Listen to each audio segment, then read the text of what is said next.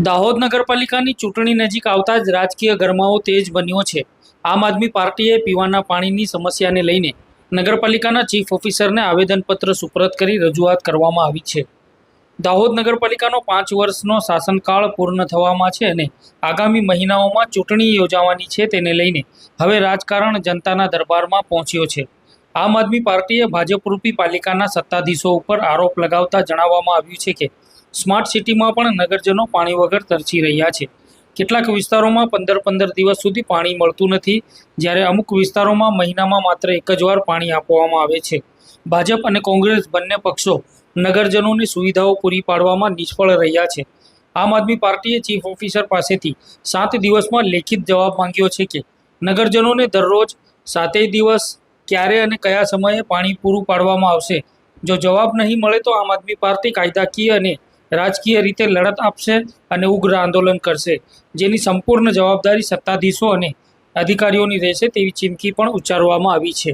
આમ આદમી પાર્ટીએ સત્તાધીશોને સ્પષ્ટ સંદેશ આપ્યો છે કે હવે બસ થયું, પ્રજા તાહીમામ પોકારી ગઈ છે, તમારા વળતા પાણી શરૂ થઈ ગયા છે, પાણી આપવાનું શરૂ કરો, નહીં તો તમારા પાણી વળવાના શરૂ થઈ ગયા છે। દાહોદ નગરપાલિકામાં દાયકાઓથી ભાજપનું એકહથ્થું શાસન રહ્યું છે। ચૂંટણી નજીક આવતા જ રાજકીય પક્ષો સક્રિય બન્યા છે અને જનતાના મુદ્દાઓને લઈને રાજનીતિ કરી જનતા સમક્ષ પહોંચવાનો પ્રયાસ કરી રહ્યા છે। આમ આદમી પાર્ટી પાણીના પ્રશ્નને મુદ્દો બનાવીને ભાજપના ગઢમાં ગાબડું પાડવાનો પ્રયાસ કરી રહી છે। આવનારા સમયમાં દાહોદની પાલિકાની રાજનીતિ કઈ દિશામાં જોર પકડે છે અને જનતા કોને મત આપીને સત્તા સોંપે છે તે જોવું રહ્યું। દાહોદ નગરપાલિકામાં દશકોથી ભાજપનું શાસન છે। દાહોદ નગરપાલિકા એ સ્માર્ટ સિટી પ્રોજેક્ટ અંતર્ગત લેવામાં આવી છે। સ્માર્ટ સિટી હોવા છતાં આજે દાહોદ નગરપાલિકા 21મી સદીમાં પણ દાહોદના નગરજનો પાણી વગર તરસે છે। 10 દિવસ 15 દિવસ સુધી પાણી નથી મળતું।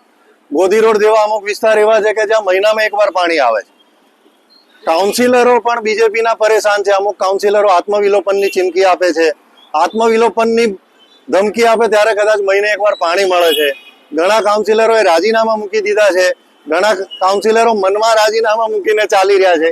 હવે શું ગણતરીથી એમણે રાજીનામા મૂક્યા છે કે આત્મવિલોપનની ચીમકી આપીએ ખબર નહીં, પણ અમે આમ આદમી પાર્ટી દાહોદ શહેરની જે મૂળભૂત જરૂરિયાત છે, જેનામાં ભાજપ અને કોંગ્રેસ બંને પાર્ટી ફેલ ગઈ છે સુવિધા આપવામાં, એના માટે આજરોજ અમે ચીફ ઓફિસરને રજૂઆત કરી છે અને માંગણી કરી છે કે દાહોદ શહેરને દરરોજ 7 દિવસ ક્યારે કયા સમયે કઈ સાલથી તમે પાણી પૂરું પાડશો એ અમને દિન 7માં લેખિત જવાબ આપો।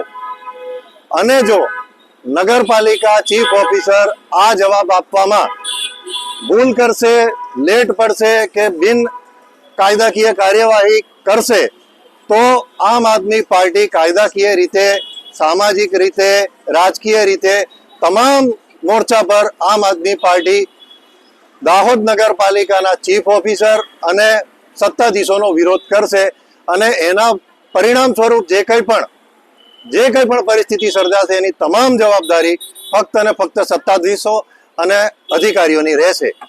આમ આદમી પાર્ટી સ્પષ્ટપણે બિલકુલ વ્યવસ્થિત રીતે, સારી ભાષામાં, સારી રીતે સમજાવી રહી છે સત્તાધીશોને કે ભાઈ હવે બસ બહુ થયું છે, હવે પ્રજા તાહીમામ પોકારી ગઈ છે, હવે તમારા વળતા પાણી શરૂ થઈ ગયા છે, એટલે પાણી શરૂ કરો, નહીં તો તમારા પાણી અહીંથી જ વળવાના શરૂ થઈ ગયા છે। બસ આટલું અમે કહેવા માંગીએ છીએ। જય હિન્દ, જય ભારત।